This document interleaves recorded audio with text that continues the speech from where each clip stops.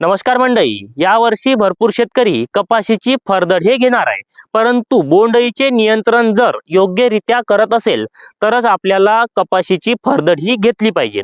तर याच्यामध्ये महत्त्वाची माहिती म्हणजे आपल्या जमिनीला ताण द्यावा.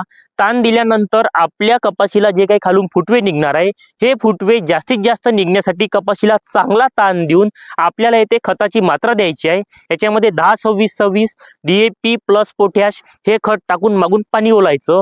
मावा तुडतुड्याच्या नियंत्रणासाठी मोनोप्लस ॲसिफेट या कीटकनाशकाची फवारणी करायची आणि पानांचा किंवा बोंडांचा आकार वाढण्यासाठी येते जिब्रॅलिक ॲसिड सुद्धा वापरायचा आहे आणि त्याच्यामध्ये हलकसं एक बुरशीनाशक वापरायचं आहे. तर अशा प्रकारे आपण कपाशीची फरदड घेऊन चांगल्यात चांगलं उत्पादन हे घेऊ शकतो. तुम्हाला ही माहिती कशी वाटली कमेंटमध्ये सांगा. माहिती आवडली असेल तर व्हिडिओला लाईक करून अशाच प्रकारची माहिती बघण्यासाठी मला उपज ॲपवर नक्की फॉलो करा. तुमचा शेतकरी मित्र राहुल शिंदे. धन्यवाद.